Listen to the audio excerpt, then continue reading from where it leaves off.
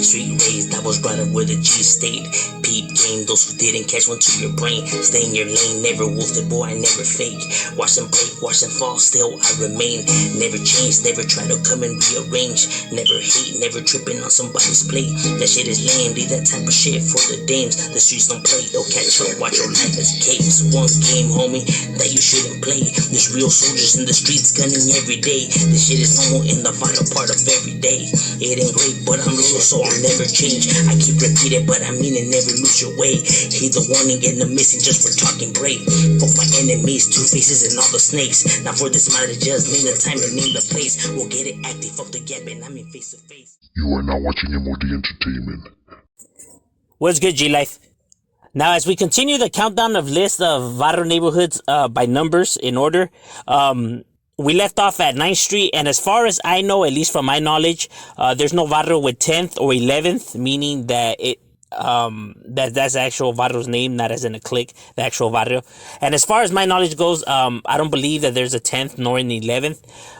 So we're going to be starting off with the 12th Street, which is next on the list. And 12th Street, there's several different barrios that use 12th Street. One of the ones being Santa Paola. Santa Paola is in 805, Ventura County. Santa Paola 12th Street is the name of this barrio, and their territory is pretty extensive. From Harvard Boulevard, I would have to say their territory extends all the way to the Santa Paola Creek. From the Santa Paola Creek all the way to Richmond all the way to where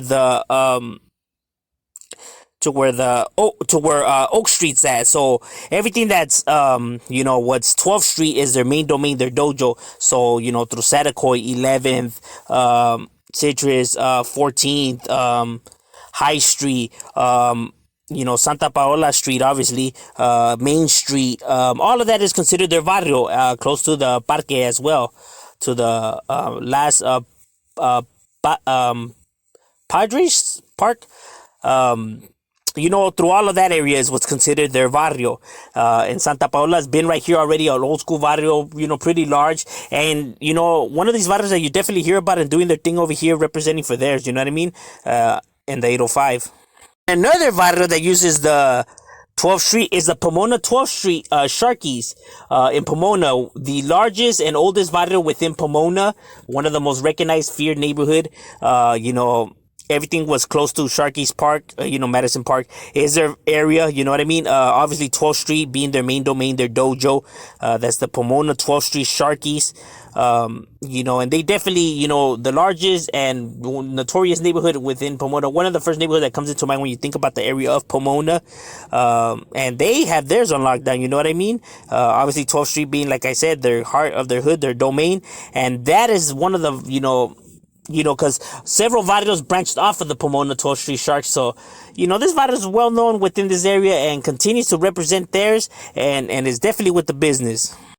Another barrio that uses the 12th Street moniker is right here in the IE, the Inland Empire, which is the barrio RTS, which is located in south side of Colton. RTS was a tagging crew that was around in the early 90s that stood for ruling the streets. And now standing for Roofless 12th Street. Roofless 12th Street. That's why you see it as RTS 12.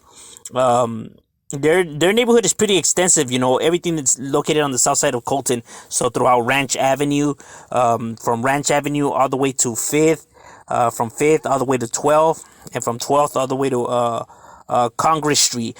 Close to the Veterans Park is where you'll find this barrio. You know what I'm saying? And, their territory is pretty extensive. Everything from O Street, everything from N Street, 9th Street, 10th Street, obviously, 5th, pretty much everything from 3rd all the way to 12th. You know what I mean? Throughout Rancho Avenue as well. All of that is considered the area in which they roam around. But the heart of their hood, their domain, obviously being on 12th. And, this is a real neighborhood. They were a tag banging crew, they were a tagging crew that became a tag banging crew that became a barrio. Legitly did becoming a barrio, you know what I mean? They put in their work in the IE and earned that status. And it's a neighborhood that it may not be large and old school like some of these sets around here, but nonetheless, don't get it twisted. They're with the business, homie, and continue to represent for theirs and holding it down for the RTS 12th Street. Now, next on the list, you have the barrio 13th Street. 13th Street is a barrio that everybody has already heard about. It's just that they just don't know that they heard of it. The reason for that is because it is known as the barrio Eastside 13. Eastside 13 stands for Eastside 13th Street, not for Eastside like East Side and then just the 1-3. The 1-3 actually stands for 13th Street. So it's technically barrio Eastside 13th Street 13. You know what I mean? But obviously you can't have two 13s on there. You know what I mean? It wouldn't sound, right. So, so it's just referred to as Eastside 13, but technically it's barrio Eastside 13th Street, the barrio in which the Brown Side's from. R.I.P. Toker, and people already know about Toker, his music, the Brown Side, and all that. It's his barrio where he's from. And the barrio Eastside 13 is a very notorious neighborhood right here in South Central, with extensive history, well documented. They do real things, homie, and not only here, but they are also located in the South Side. So by Bell Gardens, Bell, Maywood, and all that area, you have the South Side 13th Street, which is the same thing as the East Side 13th Street. It's just a different clica, located in the South Side. That's why it's known as South Side 13th Street, but it's the same barrio. You know what I mean? Just a different branch of it. So you can find them in the South Side and the East Side of South Central. And obviously, several members from the Brown Side put it on the map for them, and they still are active, functioning, and continue to put theirs on the map for the East Side 13. You know what I mean? These guys, chumps. They definitely handle business, but, R.I.P. Toker, and that's what's up with the East Side 13's 13th Street neighborhood. Next on the list is Barrio Clanton 14th Street. Barrio Clanton 14th Street is one of Los Angeles' oldest neighborhoods, already dating back to, the 1910s, I was told. Obviously, were a factor in the Zoot Suit riots and when, all of that was kicking off. Obviously the barrio was known as Clanton. They changed Clanton to 14th Street, hoping that it would help dismantle the gang, but the gang embraced it and just added it onto the name that they already had, and that's why it's known as Clanton 14th. Due to the fact that it's on 14th Street, and the name of the street before was Clanton. So that is why that is their name. So it doesn't stand for North Side or nothing like that. It's 14th Street, located right there, obviously in Los Angeles. But they have branched out through all over the place.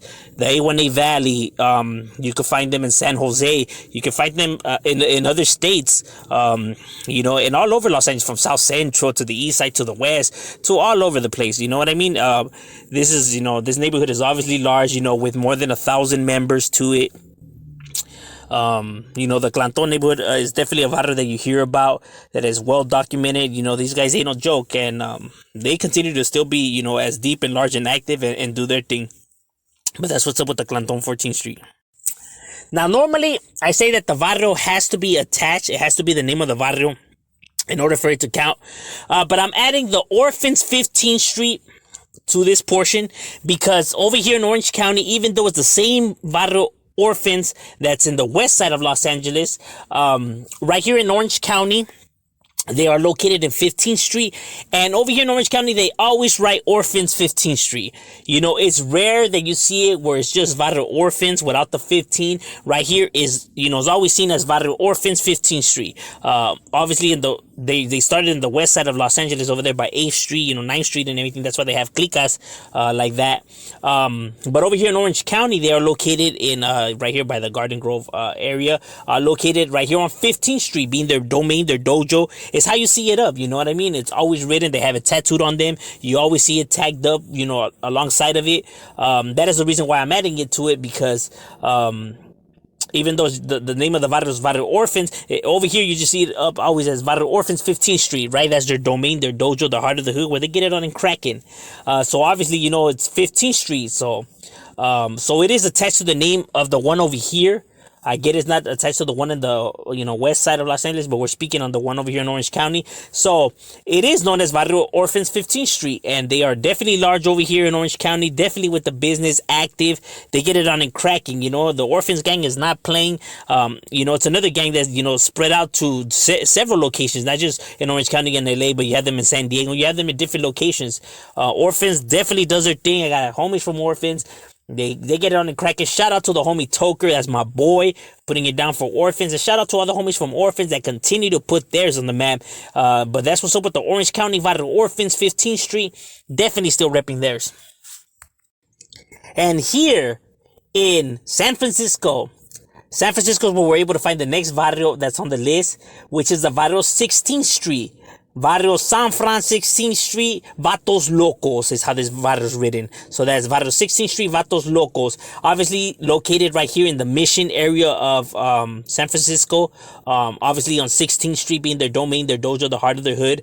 Obviously, there's several neighborhoods. You have MS on 20th, you have the 19th Street, San Fran's, then you have the Norteños on 24th. So it is jam-packed full of barrios right here. Now, the barrio 16th Street is not a large neighborhood in itself. I was told that they're roughly only like about 30-something members. But nonetheless, real homies, real upstate homies that do real things and continue to put theirs on the map for the barrio 16th Street Vatos Locos.